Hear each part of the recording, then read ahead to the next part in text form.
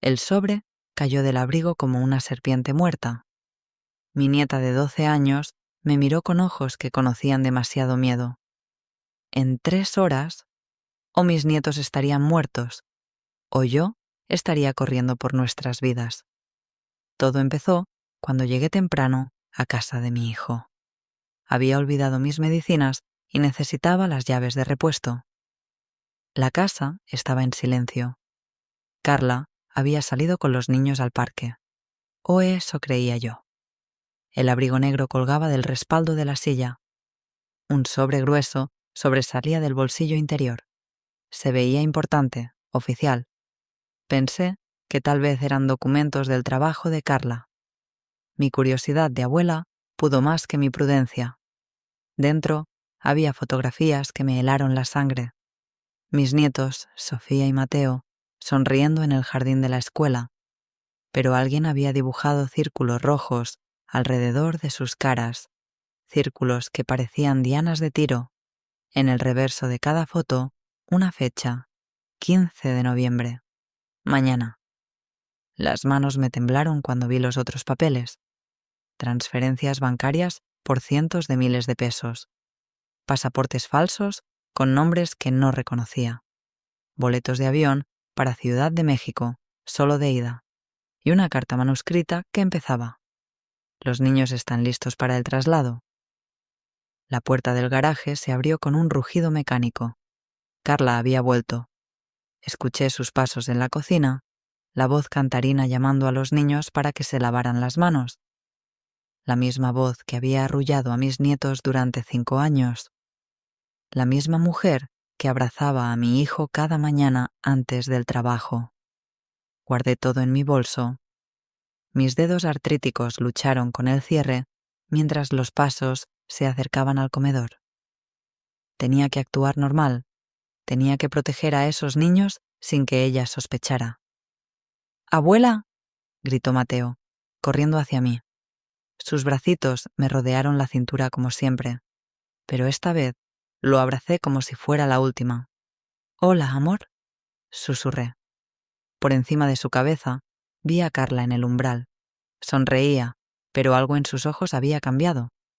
¿Cuándo había empezado esa frialdad? ¿Cuántas señales había ignorado? «No sabía que venías hoy», dijo Carla. Su voz sonaba normal, pero sus dedos jugaban nerviosos con el collar. El mismo gesto que hacía cuando mentía sobre pequeñas cosas. Nunca pensé que pudiera mentir sobre algo tan monstruoso. «Se me olvidaron las pastillas», respondí. «Ya me voy». Pero Sofía se colgó de mi brazo. «Quédate a almorzar, Abú. Mamá hizo empanadas». Las empanadas. El plato favorito de los niños. ¿También había empezado allí? ¿En la comida que preparaba con tanto amor aparente? «Otro día, mi amor», dije.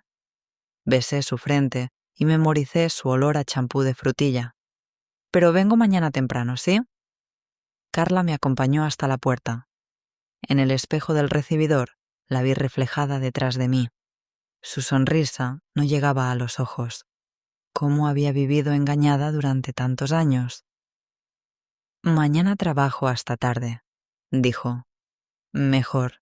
¿Vienes el fin de semana?» «Mañana. El día de las fotos marcadas. El día de los boletos de avión». «Claro», mentí. «¿El sábado entonces?» Caminé hacia mi auto con pasos que sentí de plomo. En el espejo retrovisor vi a Carla parada en la puerta hasta que doblé la esquina. Solo entonces me permití temblar. Manejé hasta la plaza y me detuve bajo un árbol. Saqué mi teléfono con dedos que no me obedecían.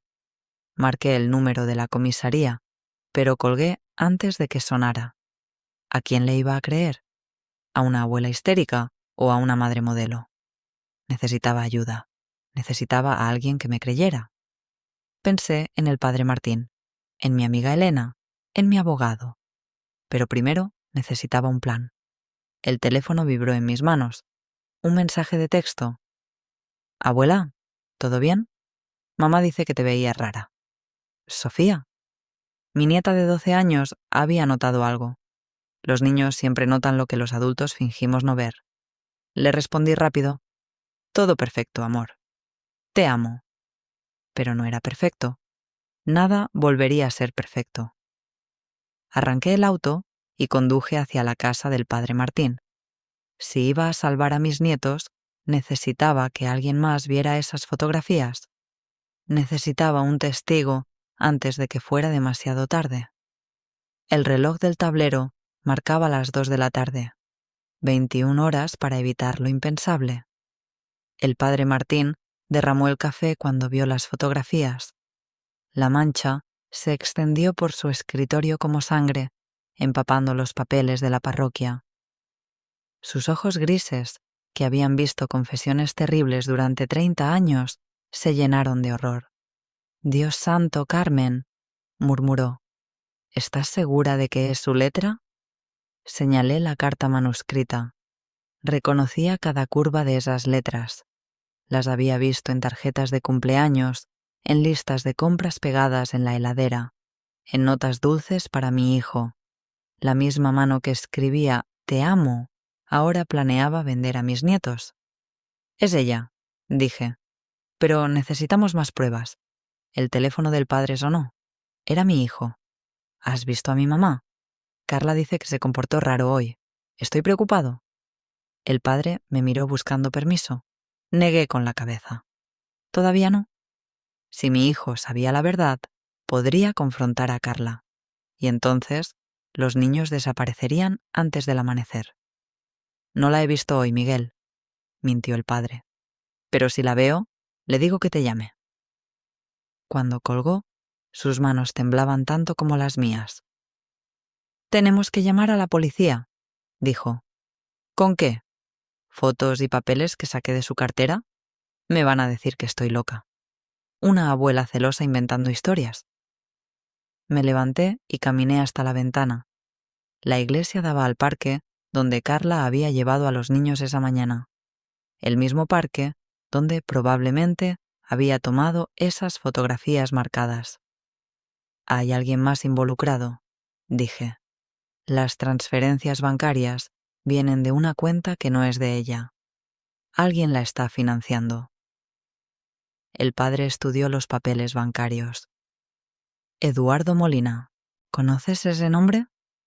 Lo conocía. Eduardo había aparecido en nuestras vidas hace 6 meses. Carla decía que era un cliente de su agencia inmobiliaria.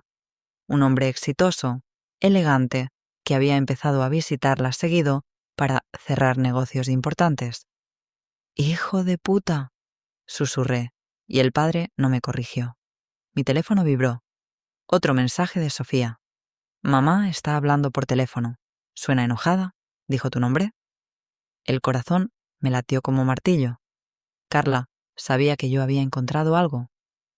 «¿Tengo que sacar a los niños de esa casa?», dije. «Carmen, no puedes secuestrarlos. Eso te convertiría en criminal». «¿Y dejarlos allí los convierte en qué?». Pensé rápido. Necesitaba una excusa para llevármelos sin levantar sospechas. Una emergencia familiar creíble. «¿Tu hermana Elena?», dijo el padre de repente. «¿No cumple años mañana?». «Elena. Mi hermana menor, que vivía a 3 horas en Córdoba. Una mujer práctica que había criado 4 hijos sola después de que su marido la abandonó. Si alguien me ayudaría sin hacer preguntas, era ella. Marqué su número. «Elena, necesito que me hagas un favor, sin preguntas». «¿Estás bien?». «Por ahora. ¿Puedes inventar una emergencia médica? Algo que requiera que los nietos vengan a verte urgente». Elena había vivido suficiente para reconocer el miedo real en mi voz.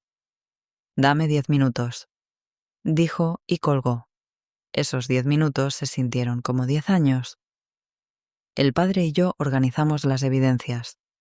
Él conocía a un abogado de confianza en Buenos Aires, alguien especializado en casos de tráfico de personas. Pero necesitábamos tiempo para construir un caso sólido. Mi teléfono sonó.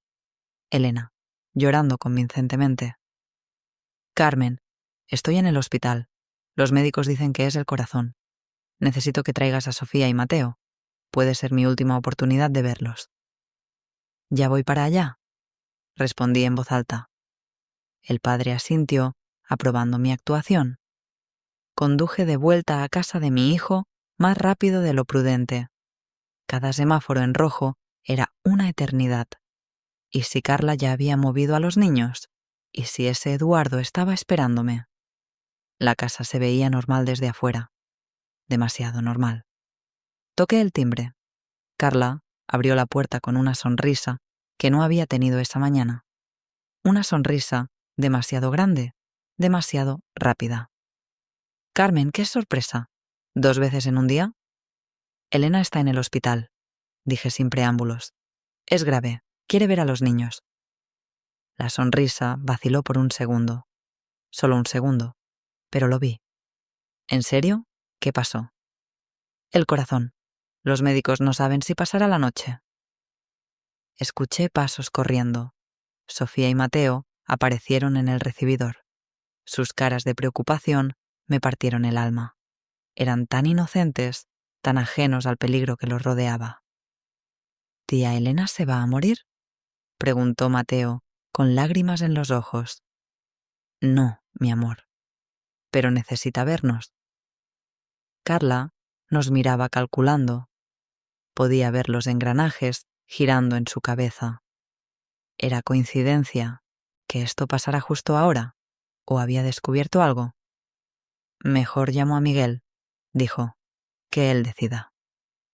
No hay tiempo, respondí. Elena pidió específicamente que trajera a los niños ahora, antes de que llegue Miguel. Mentira tras mentira, pero eran mentiras para salvar vidas. Vayan a empacar algunas cosas, le dijo Carla a los niños. Rápido. Cuando subieron corriendo las escaleras, Carla se acercó a mí. Su perfume dulce, que antes me tranquilizaba, ahora me daba náuseas. ¿Estás segura de que puedes manejar hasta Córdoba? Te veo nerviosa. Estoy bien. Sus ojos me estudiaron como si pudiera leer mis pensamientos.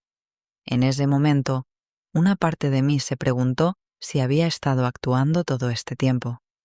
Si cada sonrisa, cada abrazo, cada te quiero, suegra, había sido teatro ensayado. Los niños bajaron con sus mochilas. Sofía llevaba su peluche favorito, un conejo gastado que había sido mío cuando era pequeña. Mateo tenía su camiseta de fútbol y sus cartas de Pokémon. «Nos vamos», anuncié. Carla los abrazó. Un abrazo largo, desesperado, como si supiera que sería el último. «Cuídense mucho», les susurró. «Mamá los ama más que a nada en el mundo». Y en ese momento, por un segundo terrible, me pregunté si no estaba cometiendo el peor error de mi vida. El auto había recorrido apenas 10 kilómetros cuando Sofía dejó caer la bomba que cambiaría todo. «¿Abuela?», dijo desde el asiento trasero. «Mamá no sabe que sé inglés». Detuve el auto en la banquina. Los camiones pasaban rugiendo a nuestro lado, pero lo único que escuchaba era el latido de mi corazón. «¿Qué quieres decir, mi amor?» Ayer escuché a mamá hablando por teléfono, en inglés. Decía números grandes y fechas, y dijo «los niños» muchas veces. Mateo se removió en su asiento. Yo también la escuché. Sonaba asustada. Mis manos se aferraron al volante. ¿Cuánto sabían? ¿Cuánto habían visto sin que nosotros, los adultos ciegos, nos diéramos cuenta? ¿Recuerdan qué más dijo? Sofía cerró los ojos concentrándose. Algo sobre Tomorrow Night y Airport. Y un nombre, Víctor. Víctor, no Eduardo. Había un tercer hombre involucrado. Arranqué nuevamente, pero tomé un desvío hacia la estación de servicio. Necesitaba tiempo para pensar y los niños necesitaban creer que íbamos a ver a Elena. Mientras cargaba nafta, llamé al padre Martín. «¿Hay más gente involucrada?», les susurré. Los niños escucharon conversaciones, en inglés. ¿Internacional? Parece que sí. Una red de tráfico internacional. No una madre desesperada por dinero, sino una operación profesional. El estómago se me revolvió.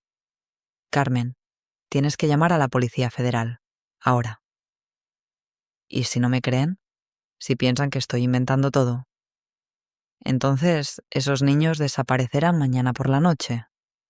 Compré gaseosas y galletitas para los chicos, actuando normal mientras el mundo se desmoronaba. En el baño de la estación marqué el número de Emergencias Federales. Quiero reportar un caso de tráfico de menores. Me transfirieron 3 veces.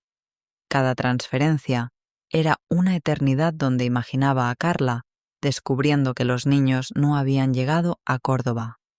Finalmente, una voz profesional. Comisario Ruiz, Delitos Federales. Le conté todo. Las fotos, las transferencias, las conversaciones en inglés, los boletos de avión. Esperé que me colgara, que me dijera que estaba loca. Pero no lo hizo. ¿Dónde están los niños ahora? Conmigo, en ruta hacia Córdoba. Perfecto. No los devuelva bajo ninguna circunstancia. ¿Puede venir a Buenos Aires mañana? ¿Me creen? Señora, hemos estado investigando una red de tráfico que opera entre Argentina y México. El nombre Víctor Molina apareció en nuestras interceptaciones hace 2 meses. Víctor Molina, hermano de Eduardo probablemente. ¿Qué necesitan de mí? Las evidencias físicas y su colaboración para tender una trampa. Una trampa. La palabra me aterrorizó y me tranquilizó a la vez. Volví al auto. Los niños comían galletitas y jugaban con una tablet. Tan normales, tan ajenos al hecho de que sus vidas habían sido tasadas y vendidas. ¿Cuánto falta para llegar a lo de tía Elena? Preguntó Mateo. Un ratito más. Mentí. Pero en lugar de dirigirme a Córdoba, tomé la autopista hacia Buenos Aires. El comisario Ruiz me había dado una dirección, un hotel discreto, donde podríamos pasar la noche bajo protección policial. Mi teléfono empezó a sonar. Miguel. Mamá, ¿dónde están? Elena dice que no sabe nada de ningún hospital. Se me heló la sangre. Carla había llamado a Elena directamente. Miguel, necesito que confíes en mí. Los niños están a salvo. ¿Qué carajo está pasando, mamá? No puedo explicarte por teléfono. Mañana vas a entender todo. Carla está desesperada. Dice que le robaste a sus hijos. ¿Sus hijos? Como si los hubiera parido ella. Como si 5 años de amor falso le dieran derechos sobre vidas inocentes. Miguel, escúchame bien. No le digas a Carla dónde estamos, por favor. ¿Estás loca? Es mi esposa. La línea se cortó. Pisé el acelerador. En el espejo retrovisor vi una camioneta gris que había estado detrás de nosotros desde la estación de servicio. ¿Paranoia o realidad? Abuela, ¿por qué manejas tan rápido? Preguntó Sofía. Porque tía Elena nos está esperando. Mentí otra vez. Pero cambié de carril bruscamente. La camioneta hizo lo mismo. Nos estaban siguiendo. Tomé la siguiente salida sin señalizar.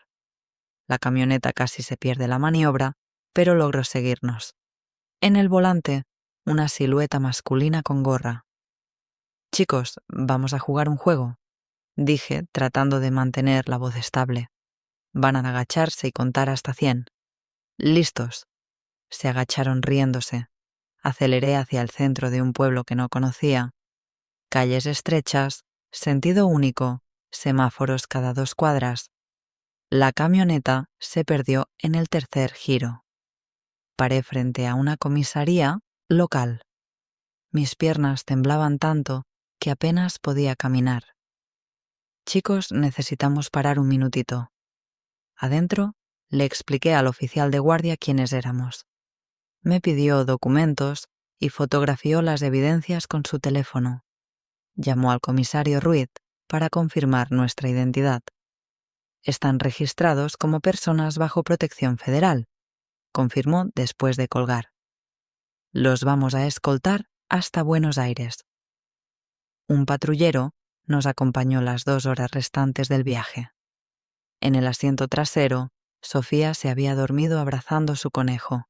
Mateo dibujaba autitos en el vidrio empañado. No sabían que acababan de escapar del infierno. Mi teléfono vibró constantemente. Mensajes de Carla, de Miguel, de números desconocidos. No respondí ninguno. Cuando llegamos al hotel, eran las 9 de la noche. Una agente de civil nos esperaba en el lobby. Joven, seria, con ojos que habían visto demasiadas historias como la nuestra. «Soy la agente Flores», se presentó. «Mañana empezamos la operación». En la habitación del hotel, acosté a los niños en una de las camas. Les dije que Elena se había sentido mejor y que volveríamos a casa en unos días. Sofía me agarró la mano antes de dormirse. «Abuela, ¿mamá nos está buscando?» «Sí, mi amor, nos está buscando». Pero no agregué lo que sabía, que cuando nos encontrara ya sería demasiado tarde para ella. La agente Flores extendió fotografías sobre la mesa del hotel como cartas de un juego mortal.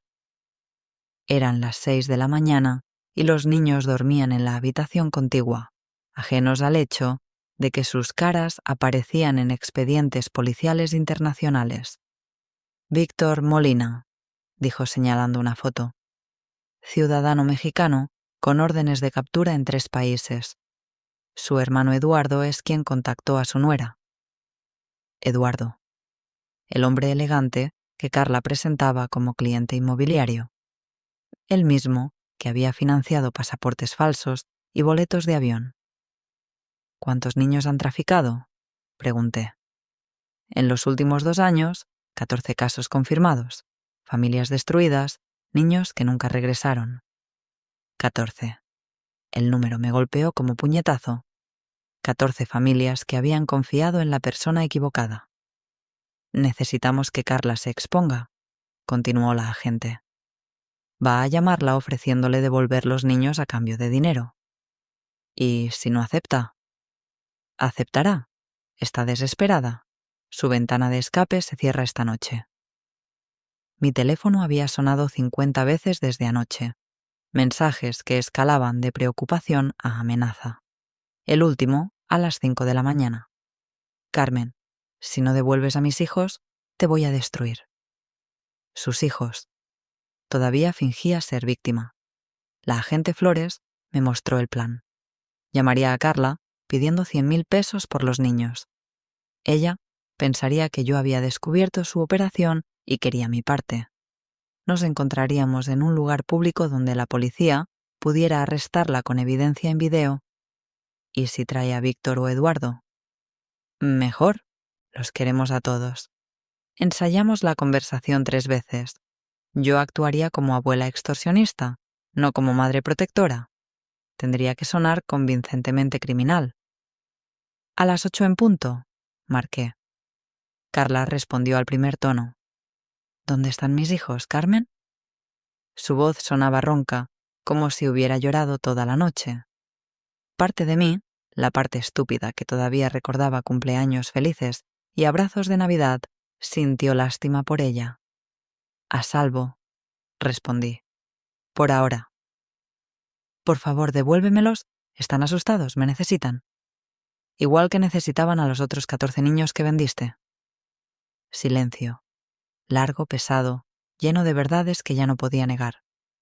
«No sé de qué me hablas», susurró finalmente.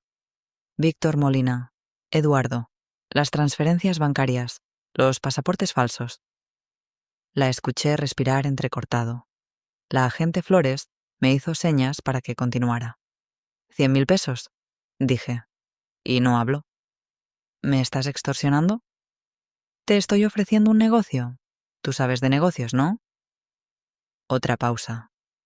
Podía imaginarla paseando por su cocina, la misma donde había preparado desayunos para mis nietos mientras planeaba venderlos.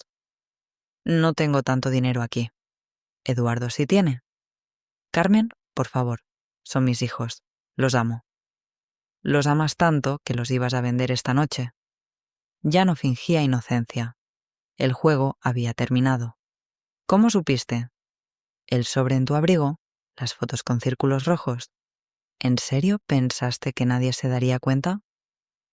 La escuché maldecir en voz baja. Luego, una voz masculina de fondo. Eduardo había llegado. 1 hora, dijo Carla cuando volvió al teléfono. Plaza San Martín, banco del lado norte. Ven sola. No estoy loca. Traeré a los niños, pero si veo algo raro, desaparecemos para siempre. De acuerdo. Colgué. Las manos me temblaban tanto que casi tiró el teléfono. Perfecto, dijo la agente. Cayó en la trampa. Pero yo no me sentía victoriosa. Me sentía sucia, como si hubiera traicionado algo sagrado al pretender vender a mis propios nietos. Los niños despertaron 1 hora después. Les preparé el desayuno mientras ellos veían dibujos animados, fingiendo normalidad en un mundo que había dejado de serlo. ¿Hoy vemos a mamá?, preguntó Mateo. Tal vez, mentí. Sofía me estudió con esos ojos demasiado inteligentes para sus 12 años. Abuela, ¿mamá hizo algo malo? La pregunta me partió el corazón. ¿Cómo le explicas a una niña que la mujer que la crió puede ser un monstruo? Mamá está confundida, dije finalmente. Pero nosotros la vamos a ayudar. La agente Flores llegó con refuerzos. Agentes vestidos como turistas, vendedores ambulantes, una pareja de novios en un banco cercano. La plaza estaría llena de ojos vigilándonos. Los niños se quedan aquí, dijo. ¿Con protección? No, respondí. Si no los ve, sospechará.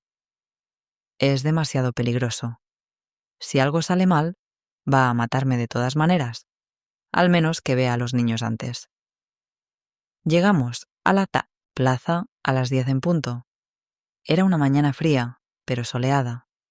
Familias paseaban con cochecitos, ancianos alimentaban palomas, estudiantes leían en los bancos. Carla estaba sentada exactamente donde había dicho. Llevaba anteojos de sol y un pañuelo en la cabeza, como si fuera actriz, huyendo de paparazzi. A su lado, un hombre que reconocí de las fotografías policiales, Eduardo Molina. Caminamos hacia ellos. Sofía y Mateo corrieron los últimos metros. ¡Mamá! Carla los abrazó como si no los hubiera visto en años. Lágrimas reales corrían por sus mejillas. Por un momento, casi parecía una madre normal, preocupada por sus hijos.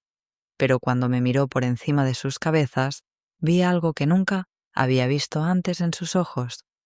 Odio puro. «Trajiste el dinero», le dije a Eduardo. Él asintió y palmeó un maletín negro. «¿Cómo sé que vas a cumplir tu palabra?», preguntó Carla. «¿Cómo sé yo que no me vas a matar en cuanto tengas a los niños?» Eduardo se rió. Un sonido frío que hizo que varios turistas se alejaran instintivamente. «¿Por qué?», dijo. «¿Todavía nos sirves viva?». Las palabras me helaron la sangre. No era el final de la operación. Era apenas el comienzo de mi pesadilla. Eduardo abrió el maletín y vi más dinero del que había visto en mi vida. Billetes nuevos, ordenados en fajos perfectos. El precio de la inocencia de mis nietos, contado y listo para el intercambio. «Ahí está tu parte», dijo. Pero las reglas cambiaron. Carla siguió abrazando a los niños, pero sus ojos me vigilaban como los de un depredador. Algo había cambiado en su cara durante la noche. La máscara de madre amorosa se había caído completamente. «¿Qué reglas?», pregunté. Eduardo se acercó. Olía a cigarrillos caros y loción masculina que costaba más que mi pensión mensual. «Ahora que sabes tanto, eres parte del negocio. O colaboras o desapareces». Mi estómago se contrajo. La agente Flores me había advertido sobre esta posibilidad. Los criminales no dejan testigos vivos. «No entiendo». «Claro que entiendes», dijo Carla, sin soltar a Mateo. «Eres lista, Carmen. Demasiado lista para tu propio bien». Sofía se apartó de su madre y corrió hacia mí. Sus bracitos rodearon mi cintura con fuerza desesperada. «Abuela, quiero irme», susurró tan bajo que solo yo pude escucharla. «Ya nos vamos, mi amor», murmuré, pero Eduardo negó con la cabeza. «Los niños se quedan con nosotros. Tú te vienes a explicar algunas cosas». El plan se estaba desmoronando. ¿Dónde estaban los agentes encubiertos? Vi a la pareja de novios en el banco lejano, pero no se movían. El vendedor de globos había desaparecido. «Suelta a mi abuela», dijo Sofía de repente, con una voz firme que no esperaba de una niña de 12 años. Carla la miró sorprendida. «Sofía, ¿no entiendes lo que está pasando?» «Entiendo más de lo que crees». Mi nieta sacó su teléfono del bolsillo. En la pantalla, una aplicación de grabación mostraba que había estado funcionando durante toda la conversación. «Lo grabé todo», anunció, «y ya lo envié a papá». El rostro de Eduardo se transformó. La máscara de hombre de negocios se evaporó, revelando algo bestial debajo. «Dame ese teléfono», gruñó. Pero Sofía corrió. Eduardo la siguió y en ese momento todo explotó. Agentes vestidos de civil aparecieron de todas las direcciones. El vendedor de diarios era policía. La señora con el cochecito era policía. Hasta el hombre que barría hojas era policía. «Policía Federal, al suelo». Eduardo trató de agarrar a Sofía, pero un agente lo tacleó antes de que pudiera tocarla. El maletín voló por el aire, esparciendo billetes que cayeron como confeti sobre la plaza. Carla todavía abrazaba a Mateo, pero ahora lo usaba como escudo. «¡Atrás!», gritó. «O lastimo al niño». Era la primera vez que amenazaba directamente a uno de sus hijos delante de testigos. La primera vez que mostraba su verdadero rostro. «Carla», dije acercándome despacio. «Suéltalo, es Mateo. ¿Tu Mateo?» «No es mío», respondió con una voz que no reconocí. «Nunca fue mío, era solo mercadería». Mateo empezó a llorar. Tenía 6 años y no entendía por qué la mujer que lo había criado hablaba de él como si fuera un objeto. «Mercadería que vale mucho dinero», continuó Carla. «Niños rubios, ojos claros, bien educados, los mejores precios en el mercado mexicano». La agente Flores apareció detrás de un árbol con un rifle tranquilizante. «Señora Herrera, suelte al menor. Está rodeada». Carla miró alrededor como animal acorralado. Eduardo ya estaba esposado y sangrando de la nariz. Los billetes seguían volando con el viento otoñal. «5 años», murmuró Carla. 5 años fingiendo querer a estos mocosos. ¿Saben lo agotador que es actuar amor maternal todos los días? Sus palabras me golpearon peor que cualquier puñetazo físico. 5 años de cumpleaños, obras de teatro escolares, noches en vela cuando tenían fiebre. Todo había sido actuación. ¿Por qué?, le pregunté. ¿Por qué fingiste tanto tiempo? Porque Eduardo necesitaba tiempo para establecer la red, y porque Miguel es idiota, pero no ciego. Si hubiera cambiado de un día para otro, habría sospechado. Miguel. Mi pobre hijo que trabajaba 14 horas diarias para mantener a una familia que su esposa planeaba destruir. «Mamá no me quiere», dijo Mateo entre sollozos. Carla lo miró con desprecio total. «No, no te quiero. Nunca te quise. Eres ruidoso, sucio y lloras demasiado. Pero vales $50,000 en Ciudad de México». La agente Flores no necesitó más justificación. El dardo tranquilizante se hundió en el cuello de Carla. Ella soltó a Mateo y se desplomó como títeres sin hilos. Mi nieto corrió hacia mí, temblando y confundido. «¿Por qué dijo eso, abuela? ¿Por qué mamá dijo que no me quiere?» Lo alcé en brazos, aunque mi espalda artrítica protestara. Sofía se unió al abrazo y por primera vez en días sentí que podía respirar. «¿Porque mamá está muy enferma?», mentí. «Pero nosotros te amamos más que a nada en el mundo». Los paramédicos llevaron a Carla inconsciente a una ambulancia. Eduardo gritaba sobre sus derechos legales mientras los agentes lo arrastraban a un patrullero. La agente Flores recogió el teléfono de Sofía. «Esta grabación va a cerrar el caso», dijo. «Tu nieta es muy valiente». Pero yo miraba a mis nietos y solo pensaba en todo lo que tendrían que sanar. ¿Cómo reconstruyes la confianza de un niño cuando la persona que debía protegerlo fue quien más lo traicionó? «¿Qué va a pasar ahora?», preguntó Sofía. Era una pregunta muy grande para una niña de 12 años. Una pregunta que no tenía respuesta fácil. «Ahora», dije, «vamos a casa con papá y vamos a aprender a estar bien otra vez». Pero mientras caminábamos hacia el auto policial que nos llevaría de regreso, me pregunté si alguna vez podríamos estar realmente bien después de descubrir que el amor puede ser la mentira más cruel de todas. El juicio empezó 6 meses después, en una sala fría que olía a desinfectante y miedo acumulado. Carla entró esposada, vestida con un uniforme naranja que la hacía ver pequeña y común. Nada quedaba de la mujer elegante que había engañado a mi familia durante 5 años. Miguel estaba sentado en la primera fila, al lado mío. Había envejecido una década en medio año. Las canas le habían brotado como hongos después de la lluvia y sus ojos tenían una tristeza que ningún tiempo podría borrar completamente. Los niños no estaban presentes.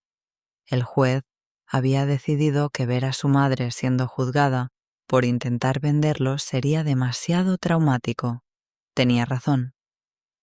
El Estado presenta el caso contra Carla Herrera y Eduardo Molina, anunció el fiscal, acusados de conspiración para el tráfico de menores, falsificación de documentos e intento de secuestro con fines comerciales. La palabra comerciales me revolvió el estómago. Mis nietos reducidos a números en una cuenta bancaria. Eduardo había confesado todo a cambio de una sentencia reducida. Su testimonio destruyó cualquier esperanza que Carla pudiera haber tenido de fingir inocencia. La operación funcionaba así, declaró desde el estrado de testigos. Identificábamos familias con niños valiosos, rubios, bien educados, de clase media.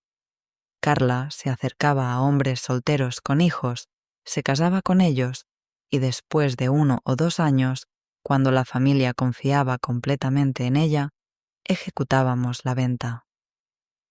¿Cuántas familias fueron víctimas de esta operación?, preguntó el fiscal.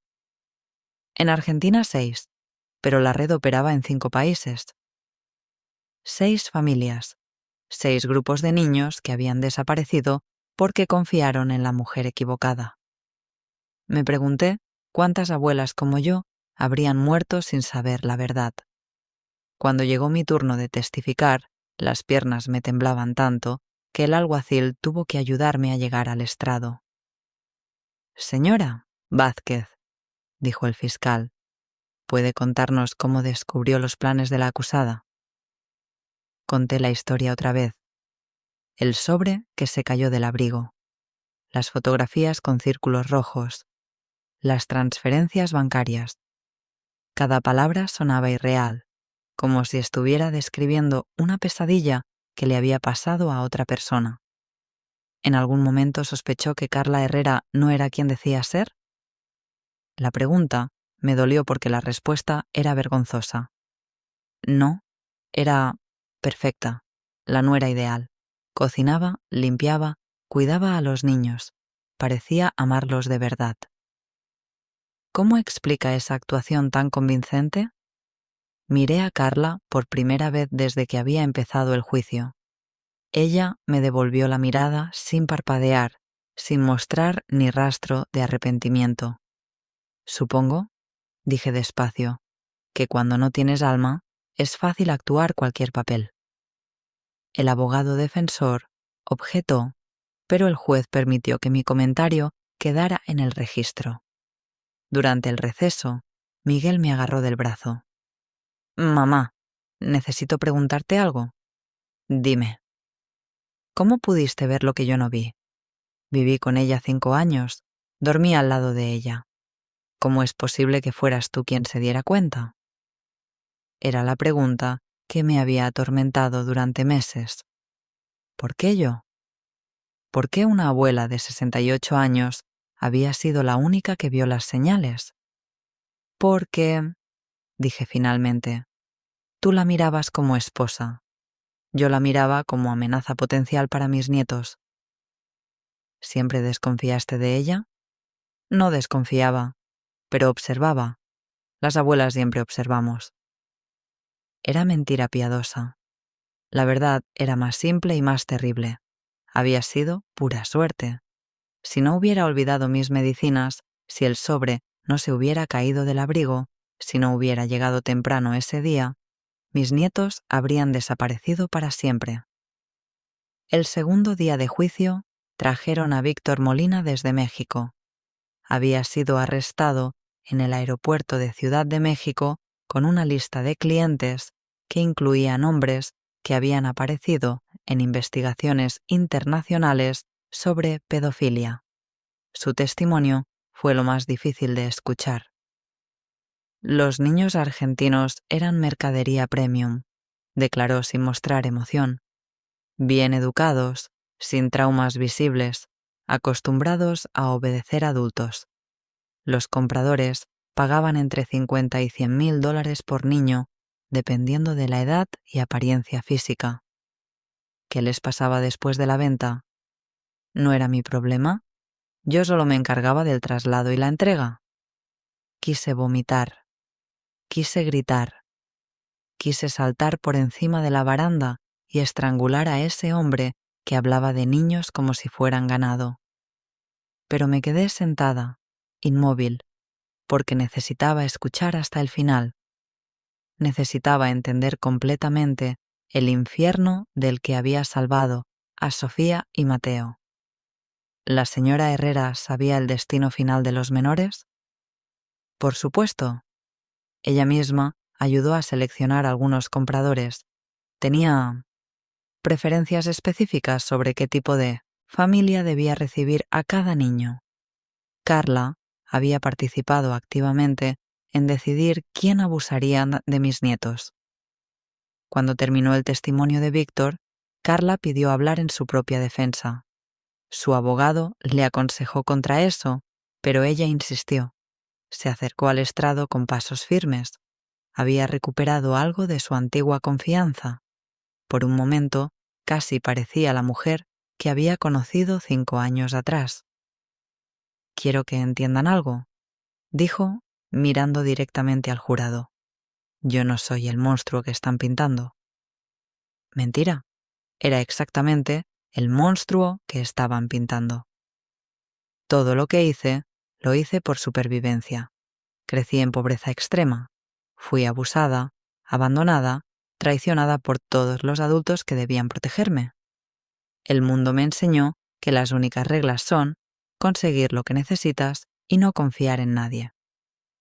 Lágrimas falsas corrieron por sus mejillas. Incluso en el estrado, bajo juramento, seguía actuando. Esos niños iban a tener una vida mejor de la que yo nunca tuve.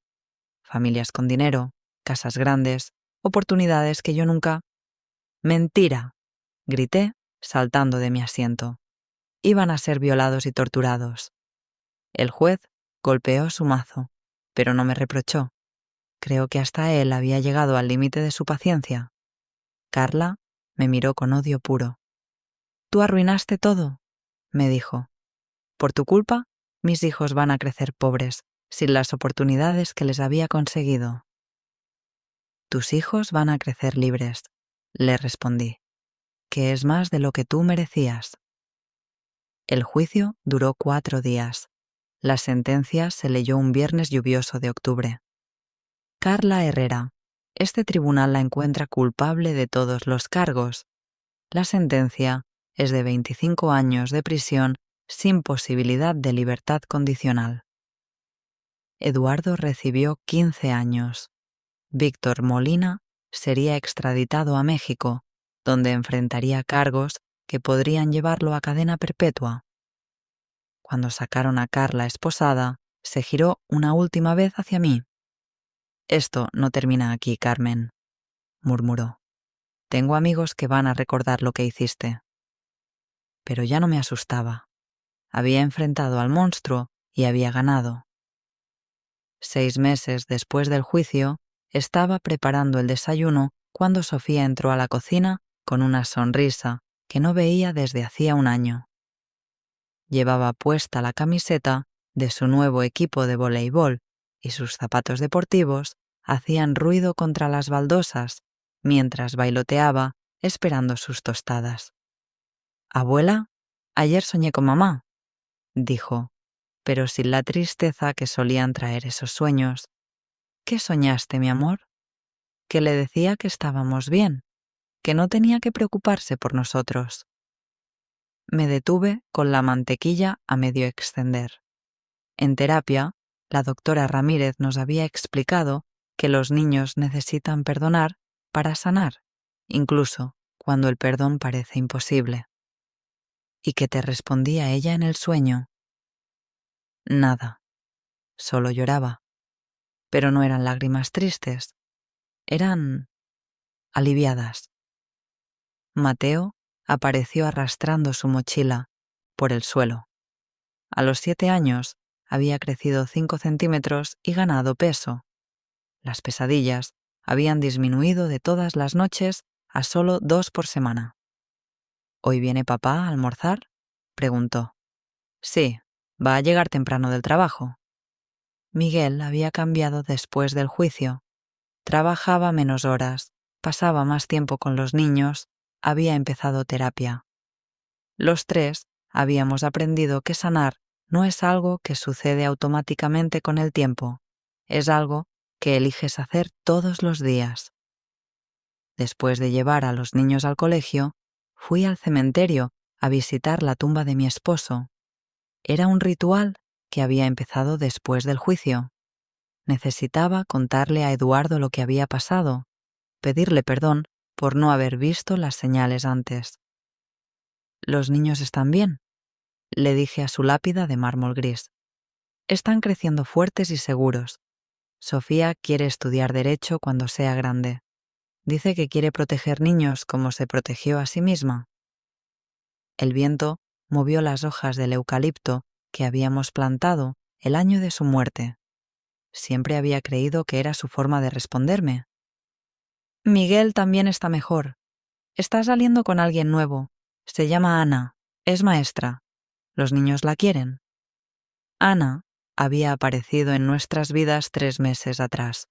Una mujer sencilla, transparente, que trataba a mis nietos como si fueran de cristal precioso. Lo opuesto exacto de Carla. Y yo estoy aprendiendo a confiar otra vez. Era lo más difícil. Durante meses después del juicio, había sospechado de todo el mundo. Del cajero del supermercado, que sonreía demasiado. De la vecina que preguntaba mucho sobre los niños. Del pediatra que los examinaba con demasiada atención. La paranoia había sido una cárcel diferente, pero igual de real. De camino a casa, paré en la librería del barrio. Había empezado a escribir todo lo que había pasado. La doctora Ramírez dijo que escribir ayudaba a procesar el trauma.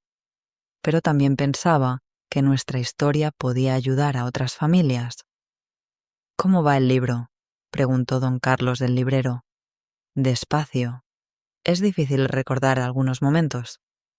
«Los momentos difíciles son los más importantes de recordar».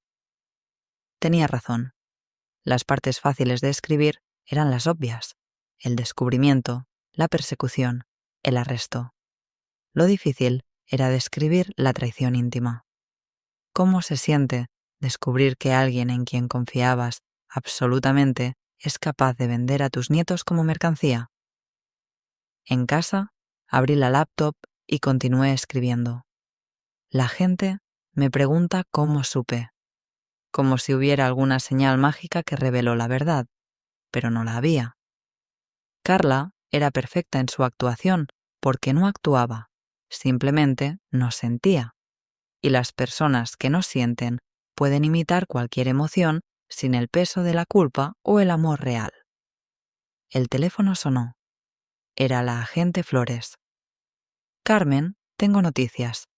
Encontramos a 3 de los niños que fueron vendidos antes de que desmanteláramos la red.